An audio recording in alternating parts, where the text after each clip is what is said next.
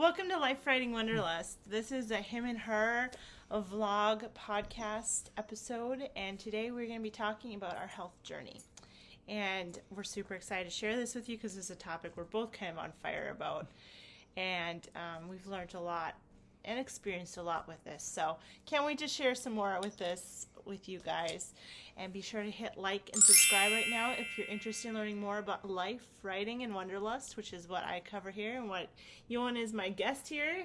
He has been coming on quite a few episodes, and I just love having him for the him and her vlog podcast episodes. So he is my husband.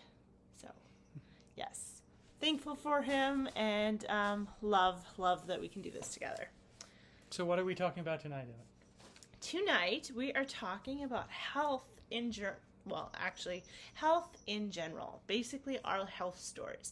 So, Johan, do you want to tell us a little bit about your health story in general?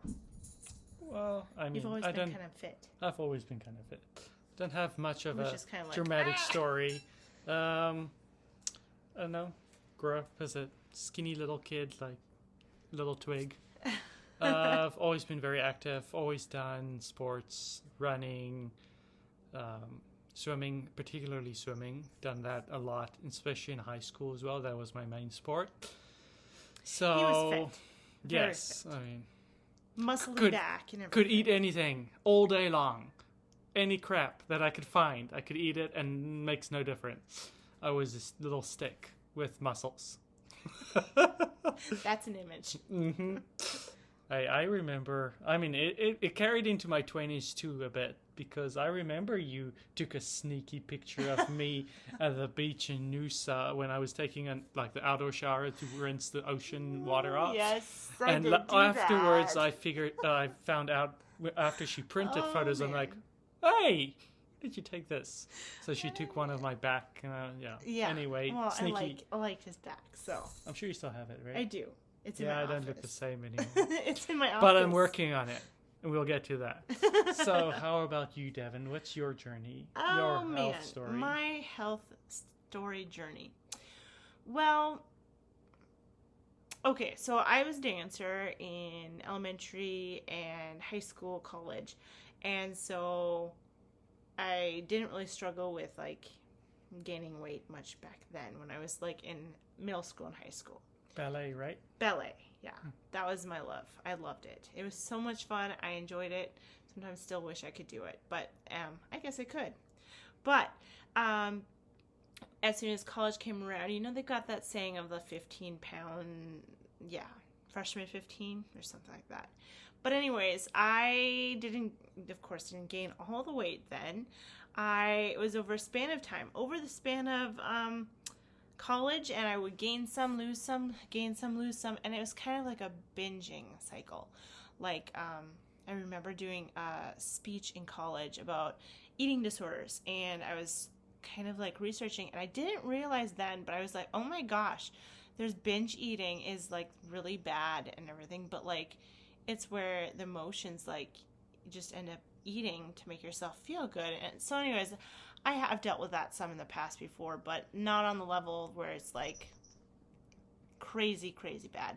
But and if you do need help with that, because it is definitely a problem, definitely talk to someone, because it's definitely scary.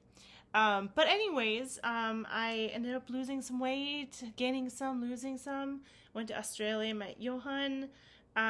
Continual battle of gaining and losing, yo-yo, jump up and down, teeter-totter, all around. Yeah. Unfortunately, in your 20s and 30s, it's gaining, losing, but it's kind of like an upwards trend, like the stock market in general or something. It does drop, but it generally goes up. Can it crash? Yeah. So unfortunately, we got to a point where we were pretty. This needs to change now, or it's never going to change, and then we're just going to be fat and unhappy. So that's kind of what my health story was, and and everything. And, but I want to be healthy. I want to be healthy. I want to live a long life. I want to be able to run after our kids when we have kids and be healthy in pregnancy and just, in general, have a long life and help other people, inspire other people to be healthy. Yep. And I mean, I just want to be healthy and I want to look good for the making kids part. I want to look irresistible. You're funny, Johan. Anyways. But yeah, anywho. It doesn't help the fact that we're both sweet tooth. Or, sweet tooths. Yeah. Right. Yeah, Okay. Plural. Yeah. Not sweet teeth. That'd be weird. But, yes. Yes. I mean, and bad habits from growing up as a metabolism factory where I could just burn everything immediately that into the kitchen and I could eat like candy, ice cream, everything. I obviously brought that into my 20s and I started realizing a little bit that things actually change in my body if I keep eating like that. And then higher 20s, it got worse. And now in my mid 30s, obviously it does affect me pretty bad. Like this past Christmas, Thanksgiving holiday season was terrible. So many cookies all over the place. So many cookies all over the place. At work, just kept getting food and food and food, and it just didn't stop. And we kept eating for a month. Everything that's bad, everything that's sugary, and wow, it mattered. I mean, we'll tell you guys. Yeah. A little bit, but yes, it went from September, pretty good shape for hiking trips and stuff we did, till start of January. It's like, oh my.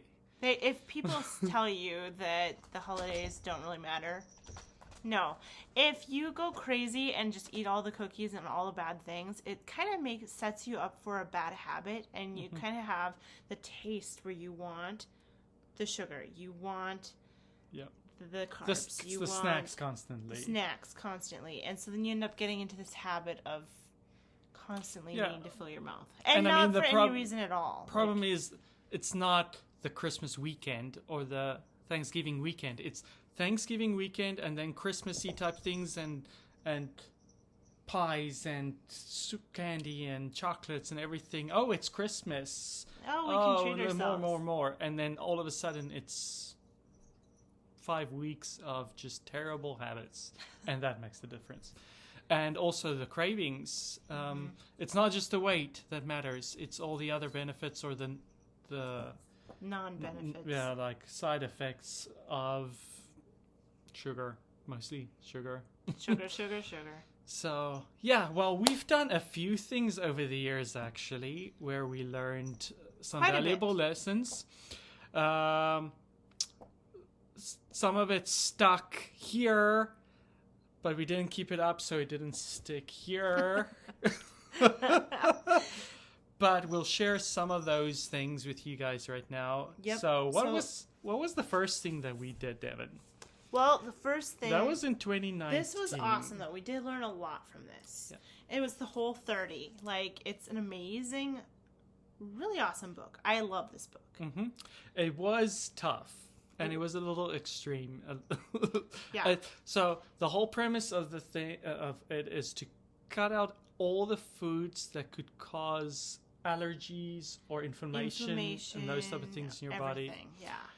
So that if I remember correctly, that was like all dairy, all sugar, all wheat, all dairy, legumes. Yep. Wasn't rice one of them too? Might have been. So yeah, I mean, there was a lot that you had to cut out. Yeah.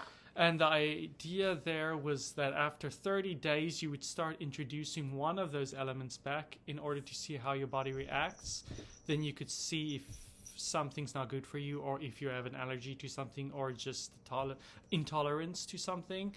So, I mean, that was good. It's just, for me at least, wasn't sustainable because it was just too extreme. How about you, Devin? I think of when we were doing this, we turned on Netflix and we were watching the Great British Baking Show because we wanted bread, we wanted pastries, that is my sweet tooth.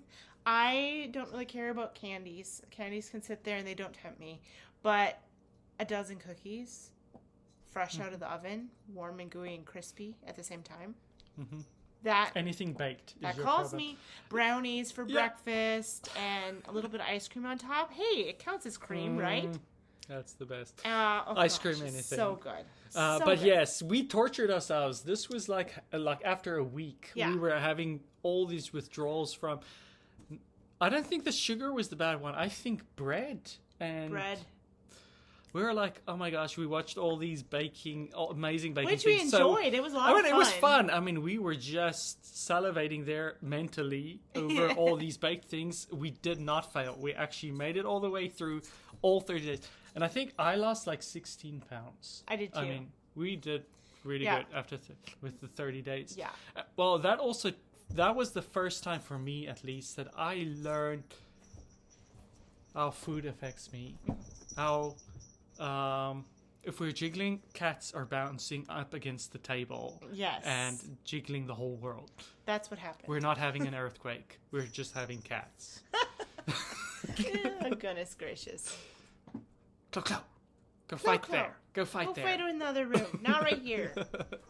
So, obviously growing up as a very active person and sports all the time, my mental thinking was always just exercise more. Just work harder and everything, and then you'll lose the weight. Which, I mean, that didn't go very well with you because you're not naturally like an exercise kind of person, like a sports person where you just find joy in it. And I remember, I really don't. I haven't. In Australia when we first started dating. Well, not first started. Yeah, there were some definite fights there. Because there were fights because I would go running or he's like, Devin, just do it. Just do it. Or just if you're not sweating and you're not huffing and puffing, you're not doing it hard enough. It's just not the way to do it with her. And food. Everyone does it food never really. It wasn't really a factor in my mind as far as it, and as we know, food is the biggest factor when it comes to healthy weight, healthy life, for nutrition and everything, because it's not just about calories, it's about quality of those calories. Ooh, so we'll get to that. This was the first time that I put food as the major part of my health journey. And wow. And that's the thing, is that they say 80% of a sexy body is made in the kitchen. The rest of it is in the gym, 20%. Which a lot of people get wrong because you think, I'll eat this candy bar or ice cream and then I'll go work it off. And it doesn't work that way. What did we see like last week doing the steps? I think I burnt 57 calories. Yeah, and you were done. I was pooped. You did 20 floors. It was like it's like I had climbed the Taj Mahal and you burned 50 calories, which is like a quarter of a not even a full candy bar. Like, come on. It's like you have to exercise a heck of a lot to burn off a bad diet. So, it's impossible. If you have a good diet, a good nutrition, you are already way ahead of the people that aren't. Mm-hmm. But this book had so many good recipes in here, you guys. Good homemade sauces, homemade everything. And I think my favorite was the beef brisket. Beef brisket was pretty good. Oh my gosh, you guys. You made it a few times. It was really good. We have to make that again. It was so good. It was the best recipe. I know, Loki. You loved it too. The smell was just incredible. Hello? Oh, Loki. Yeah, it's our orange kitty. He's our orange cat. By kitty, I mean kitty. Our big boy. He talks to Devin. He talks to me. Yeah. He doesn't overly talk to you, but he still talks to me. He loves me. He's my cat. He is. He cuddles with me, and he's good. But he's my kitty too. I love him too. I hope he loves me too. But anywho, this book is amazing. So definitely something to pick up. It's a little more spendy, but it's definitely worth it. We'd recommend this book not necessarily for just weight loss, but if you want to learn things about your body and how it reacts to different kinds of food, this is really good. Yeah, very, very good. And I love, too, that at the beginning, it even walks you through, okay, here, related to silent inflammation. Like, they go over different things, like acne, allergies, rosacea, PCOS, obesity, other things in here. Oh, eczema. I struggle with that on my skin, and that's caused by inflammation. So this is a really good book. And then it goes over the different days, so like 1 through 30, and kind of gives you, okay, this day you're going to be feeling this. This day you'll most likely be able to be feeling like you could quit. Even though we didn't, we did feel it. Yeah, was it what, day 11? It was day 11. That just sticks in my head. Day 11 must have been tough. Yeah. So this book, a very good book. So then after that, maybe when was it? Like a few years later? So maybe, when was it? Like, or did you do that one first? Well, remember when we were doing the shakes and stuff? Hardly. You didn't do it very often. Well, I did, for me. But Okay. not for you, maybe. Because you left too early. Okay. This book is really good, too, if you are into having, like, shakes in the morning. I really love her recipes, and she talks about the chemistry in your body, kind of like what's going on with, like, when you eat sugar or, for instance, bread or carbs, and then it turns into sugar in your blood, and then shows how you're, like, riding up on this roller coaster, and all of a sudden, whoo, and then you have, that's when you're like, oh, I need a pop, and you go, ooh, and you're up for a little bit, and all of a sudden you're down again. And so I really love this book just for like the science in it, and she also has some recipes for some freezer fudge and smoothies as well. Okay. So yeah, good book too. So then the one that broke us all. Yeah, I mean, I think it's We learned probably so the much. one that's the most We mentioned this in our other video for let's books, say, but what's the word? The best to implement. yeah, Lifestyle kind of thing, It's the and where most we learned influential. the most. yeah.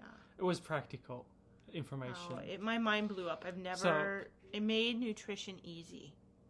So when I was mentioning it earlier that it's not the calories that matter, but the quality of the calories matters a lot too. Mm-hmm. This book is important with that. That kind of taught us that. So a very easy, summary basically is, would we just say the premise of this is veggies most? Yeah. Right? Yeah. And then you add the other things, but it also went into when you should eat what. Mm-hmm. So breakfast is different to lunch, is different to supper or dinner. It's like You need energy from breakfast, so carbs and protein. So I think she said, is it half or so half carbs, half protein, so that you can have that energy. She said that veggies are additional. You can add them. You can add them, but free. yes. Then you get to lunch, and now the carbs get reduced, and you're starting to add veggies to it for nutrients and stuff. Where it's half of veggies, quarter protein and quarter carbs. And then when you get to the evening meal, it needs to be veggies most. 3/4 of the meal veggies and 1/4 protein. You don't need any carbs and shouldn't have any carbs in the evening because you're not going to burn. Your body's going to bed. You're going to bed. You don't need that energy that converts into sugar converts into fat. So when you eat the different food matters as well, but also instead of with this method, it was more like, so you just cut your plate in the quarters or thirds or something, and you just fill your plate 3/4 with veggies and 1/4 with meat. So it's easier. Something that was always really hard for me is like the tracking quantities. the food and like counting calories or counting your micronutrients or all these. It's just too much work. I mean, we just didn't go into anything that complicated. We literally just used our plate as a pie chart and just added things approximately, and it really worked. And one thing she's talking about is that she's a volume eater. Yeah. for volume eaters too. I can't have a little Me too. thing like this. I'm gonna be hungry and I'm gonna snack on something crap. Yep. In between the meals. So we need. I mean, to feel satisfied, I need to fill myself up. So what do I fill myself up? Well, if it's veggies, I get a lot of nutrients and everything, and I don't get all the bad calories. So we kept losing weight. And felt great. Veggies have a lot of water in them as well. So when you eat it, you're getting nutrients, but you're also getting water. So that water is just going to be redistributed, and it's filling you just like normal water would. Oh, Chloe. She's always in the back of the videos. She's cute, though. So this was, made sense to me.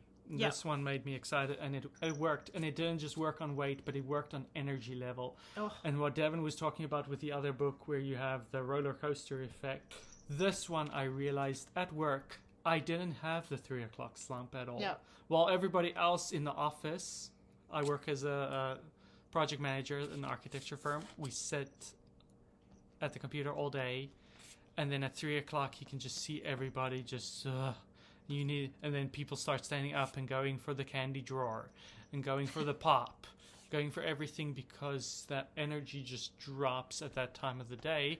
And when we did this, I just realized that I don't have a drop. I have a steady, constant energy throughout the whole day. And that's really where I realized it first. It's like, wow. That's Yeah. Yeah, I wasn't craving anything because I didn't need that pick me up. Me either. Yeah. It's highly a really recommend good book. it. And she's got recipes in there, and she also has the breakdown of the plates, and also really good description and encouragement. And then there's also before and afters of other people that are really cool too. Yeah, including her. Yeah, like amazing. She's somebody that walked the walk.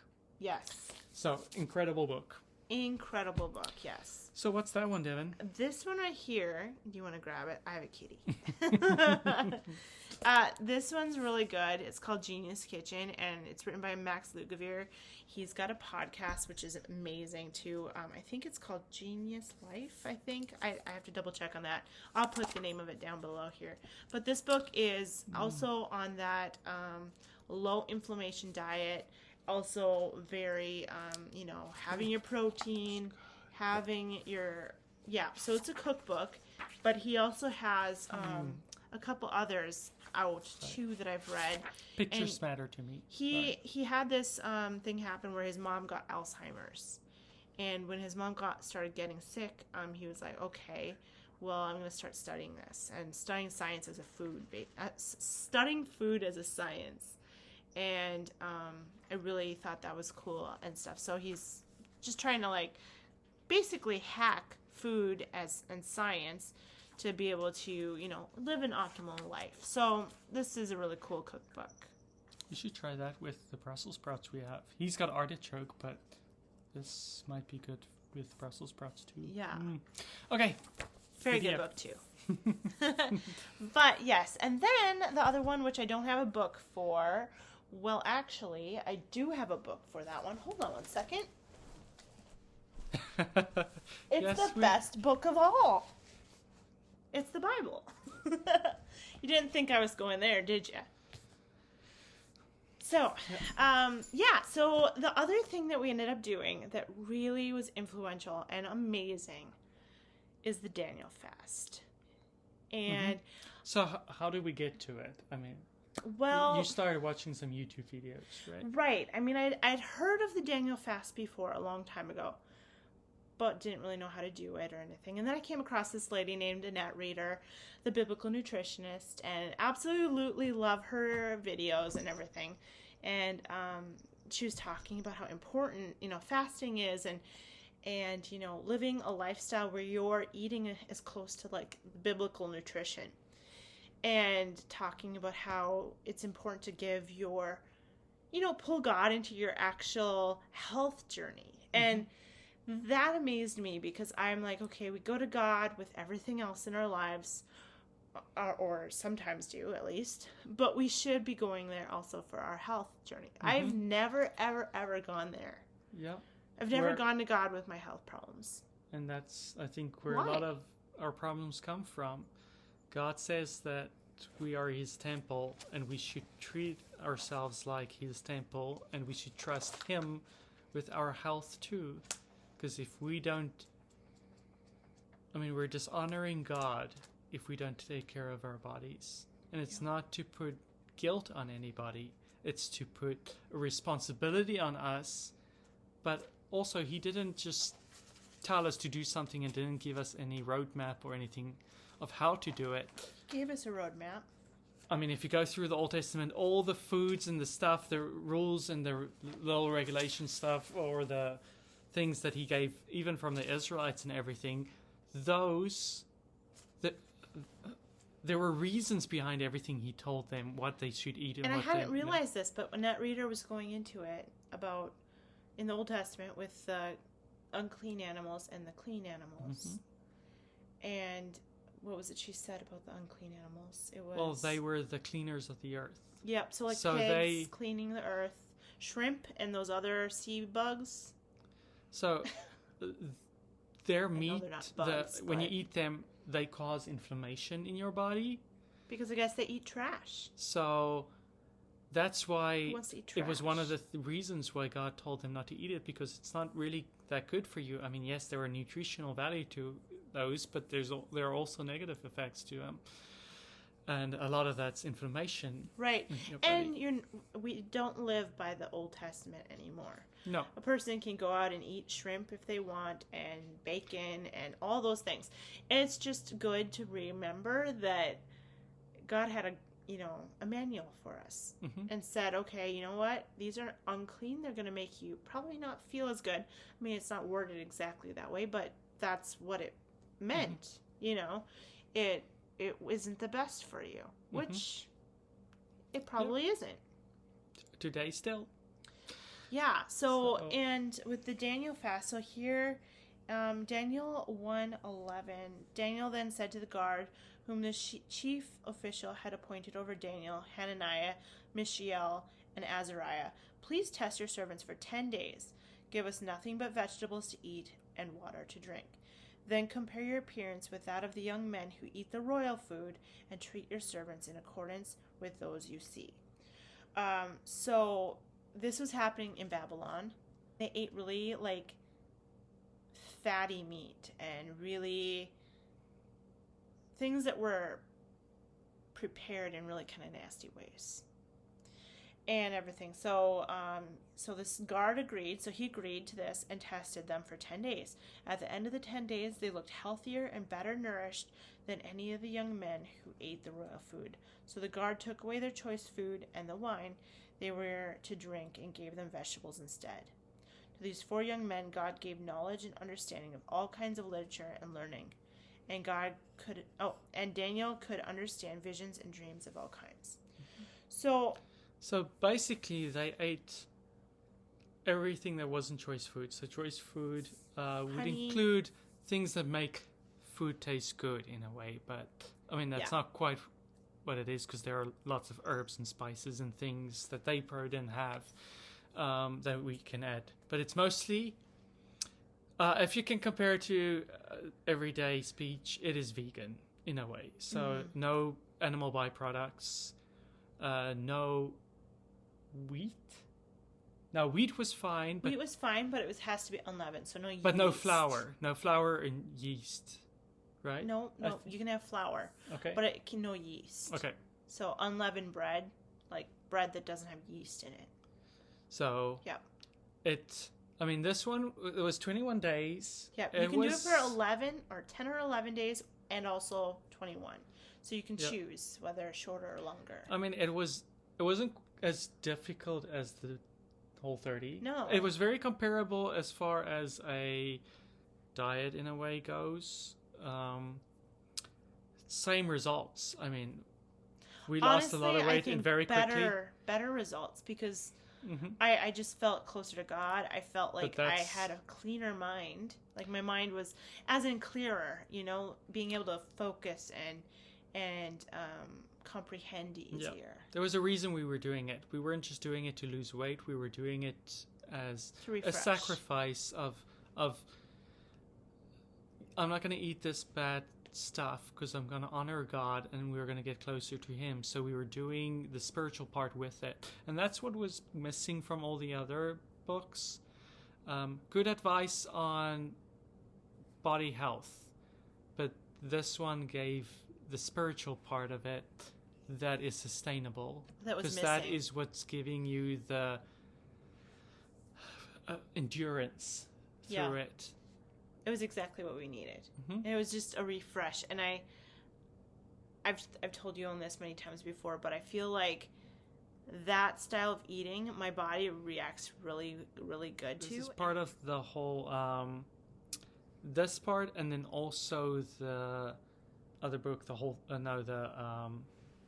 Alana's book. You Can Drop It. You Can Drop It. Where we have a problem in our society with food. In the Western culture, at least. I'm not too familiar with the Eastern cultures and Middle East and South American. But in the Western world, we have a problem with food. Let's say you go to a restaurant. How do we look at food? How do we pick food? Well, you pick your entree, or for people not in America, that would be your main course. Still don't get it. Entree means starter. Americans get it right. Pick your entree, but what is it? Okay, you either pick, I want fish, I want a burger, I want a steak, I want chicken or something. So you pick your meat, and that's your main thing. Yep. And then comes your side of little bit of veggies or fries or a cup of soup or this or a salad or something. Those are always kind of like accessory things. But that's not how we're supposed to eat. The veggies should be the majority of it. So really how restaurants, if we are going to look at it at a health perspective, should have it is, what kind of vegetables do you want? And then what side of meat or protein do you want next to it? That's the way we're supposed to eat. So we're conditioned as a society to be backwards on how we eat. Mm-hmm. So that's why we have so much trouble with it, is because we just don't. Well, this stuff isn't taught in schools either. I mean, of course they teach you that you should exercise and you should eat healthy, but what's that really mean? Yeah. You know, we have that crazy pyramid, that food pyramid triangle that the government puts out. The food triangle. Yeah, but they don't pyramid. teach you how to achieve that. Yeah, it's like, okay, what's this weird rubric thing mean? And then we live in the Midwest here, and for the majority, people don't know how to make veggies taste good. They're kind of bland. And then a lot of people end up not liking veggies because of that. And it's really sad because you can make veggies taste so delicious. You can make them taste like meat, which is kind of crazy. You can just have so many flavors and everything in it. It's like I told Devin just tonight. So, getting a burger with fries, and if you actually break it down, the taste of each thing, there's not really that much going on a lot of times. And then you have fries, and it's like, but like tonight we had a big salad and everything. If you break everything down, it's like, the crispiness of the peppers and the lettuce, and then you have the warm chicken and we had beans and rice and everything with it too. Just so many flavors where you actually, this is so much more fulfilling, especially if you be generous with all the herbs and the spices and all those things. And look at him while he's talking. It's even better when you grow your own. Yeah, that was great this last summer. Just when you can go pick your herbs and the cilantro and the onions and things. You can tell he didn't really grow up with very many herbs or a garden that he could go pick from, because it's so funny. Yeah. Hey, it's when you sit in the garden and then you pick off all your things and you say, "Oh, Lord Jesus, thank you for this privilege that I can just pick our herbs and pull something out of the ground now and go make it and eat it, and it's the best." It's a privilege. A lot of people don't have that, and you don't know what you're missing, but it's great.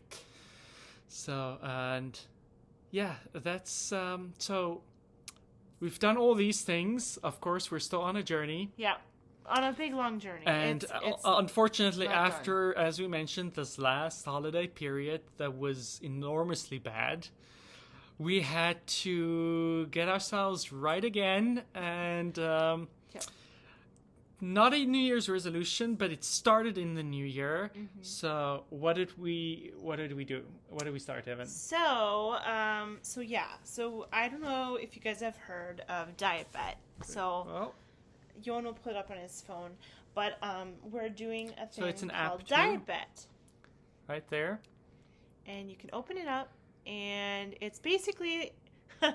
I've told you on this before. It's the only type of gambling I'd ever do. It's a gambling type of thing that I know I can win because I have the ability to make the difference and win it. So Johan and I just weighed in today, and we both won. So for this last round, okay. So the one that we started in January is a 6-month challenge. 6-month challenge. So, but you weigh in every month, an official weigh in. So this challenge is. First month, you should lose 3% of your body weight. Second month, 3 again. Third month, I think it's 2. Fourth is 2 again. Fifth one is 1%. And the sixth one, you just need to maintain that.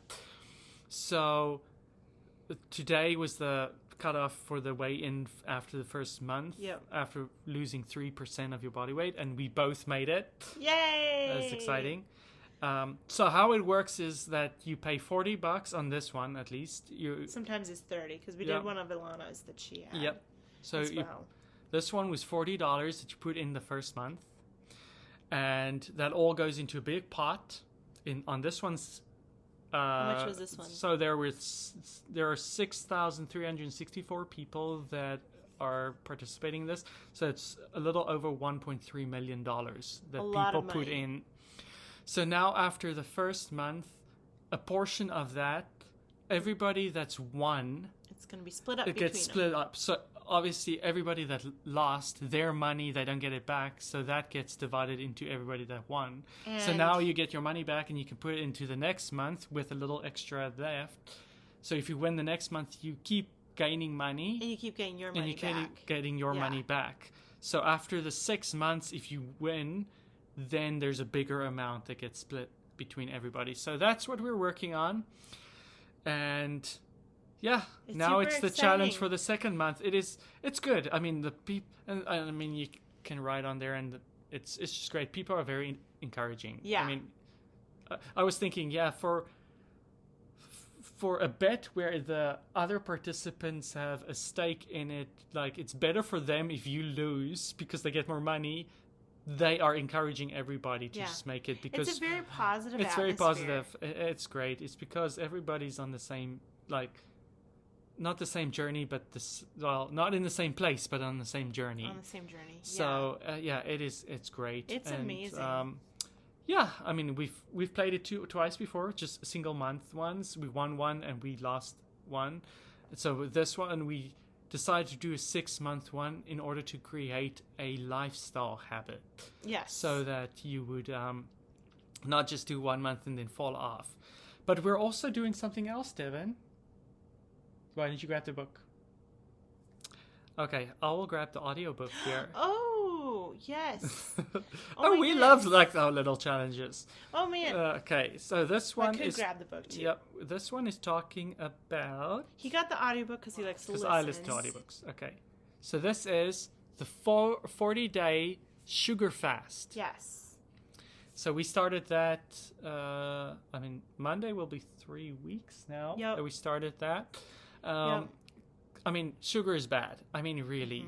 It's really bad. It's really bad for you. Honestly, and I was thinking about that the other day. I was, watching someone drink pop, and I'm like, pop is so bad for us. I mean, okay, I love a pop once in a while, but you know what? I've honestly cut back, and you know, over the past few years, since we went to the Bighorns and we went to Glacier and whatnot, I have just been mainly having, the seltzer waters that have fruit in it and stuff, and that tricks me into thinking it's pop. But basically, you're drinking sugar, and it's just bad, and your teeth get rotten that way, and I mean, inflammation in your body and spikes in everything, and skin problems, insulin resistance in your body. I mean, there's nothing good about sugar. Heart issues. There's so many. The only thing good about sugar that people feel is that it makes you feel better temporarily, and then it drops but you. it's a band-aid. It is an abusive relationship. And that's one thing that I really like how the Sugar Fast book starts out. She's having a conversation with God, basically, and he's like, well, do you love me more than sugar? Would you give up sugar? Would you give up sugar for the rest of your life? Yeah, forgot, because that's... I mean, at this stage, really I could honestly say yes to that. I mean, I could. It would be hard with the pies and some of the things. But I believe I could.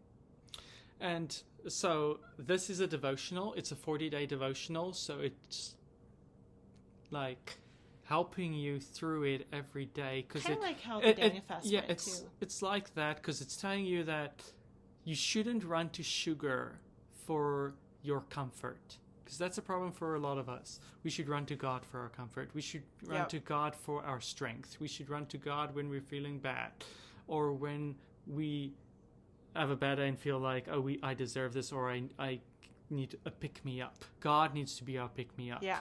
And this is what it's about. And really good Bible study, really in-depth, actually. It's it's helped me. This one is on day 11. I haven't been consistent because we're actually like on day 19 already. Yeah.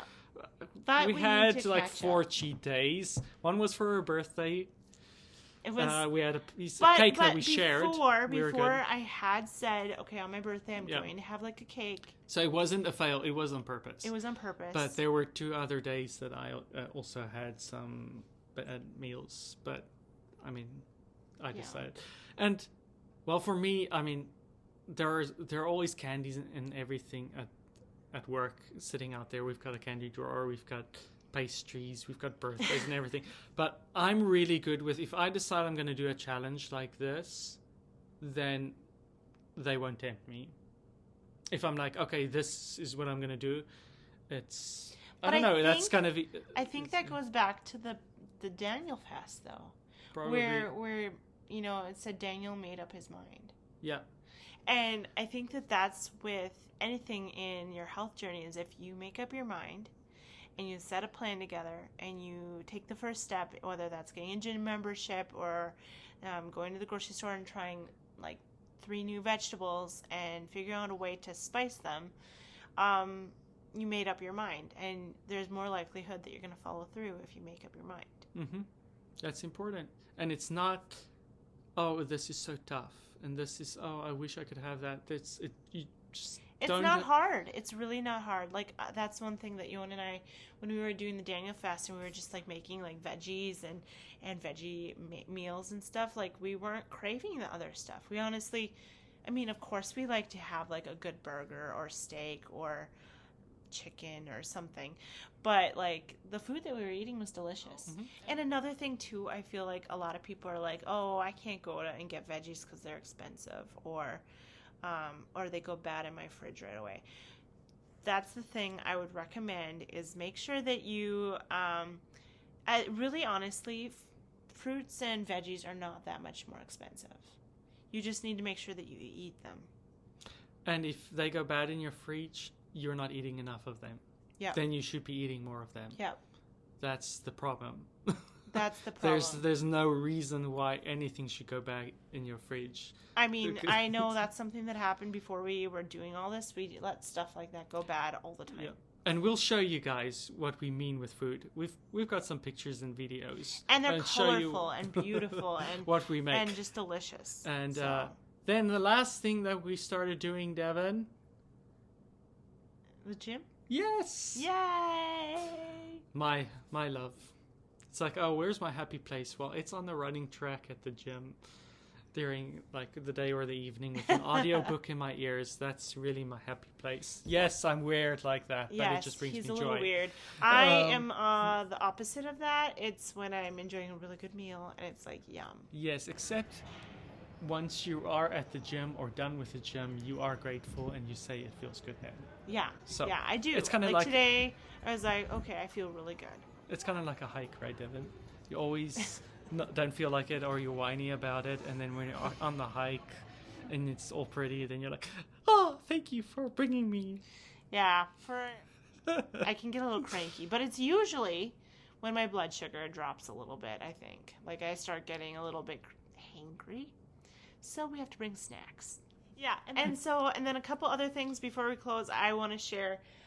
You guys, this is the best water bottle that I've ever had, and it's not that expensive actually. I love it. So it's actually a HydraFlow. You can get it at on Amazon as well. I'll put a link below. It's amazing. Keeps your drinks cold or warm depending on which one you want to have. But I mean, I'm really amazed how long it keeps something warm. Like if I put tea in there in the morning before going to work, I can still drink like somewhat warm tea by the time I'm done with work. Like for me, it's usually just about right by the time it gets to lunchtime, like 5 hours later. Then it's just about right for me to drink the heat temperature.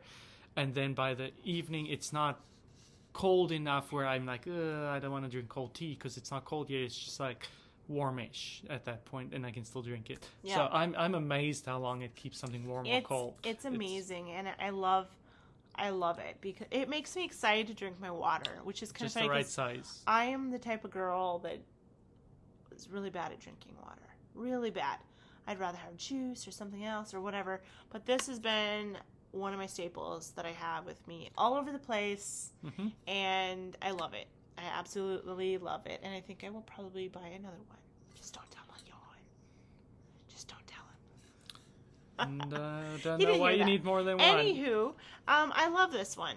But but I also love what is in my water. So something that Johan and I have been getting lately, it's called Liquid IV, and they come in these little packets, and they've got like these B vitamins and other little vitamins and Does electrolytes. It have electrolytes? Yeah. Okay. And so it really just helps hydrate your body even more. And so that's amazing too. We really like a few of the different flavors that there are. Pineapple's good. Pineapple's Pina colada. really good. Pina colada. I don't mind the strawberry. I know Lemon lime is lemon lime is my other favorite. So yeah, but delicious. We love it because it's a really good way to just get yourself to drink more water. It's important. Stay hydrated. Yeah. So those are some of the different things I think that we wanted to talk to you guys about. So, and as you can see, we're passionate about it. We're passionate about the food, the exercise, everything. Yeah. And we wanted to share this with you guys to take you on the journey. So we are by no means by our goals where we want to be. No. And we are somewhat in the start of this last chapter that we just started now to lose weight, get healthy, build muscle, everything.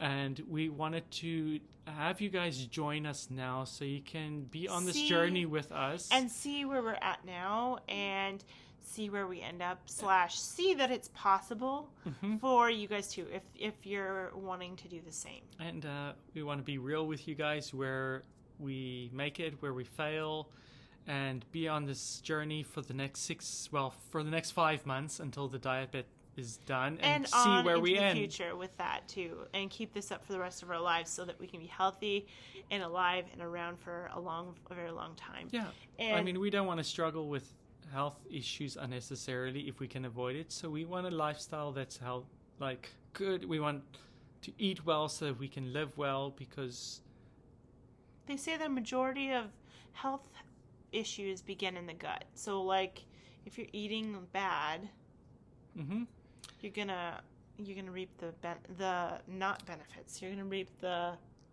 And I think it is time that we concentrate on real healthcare instead of sick care. Yeah.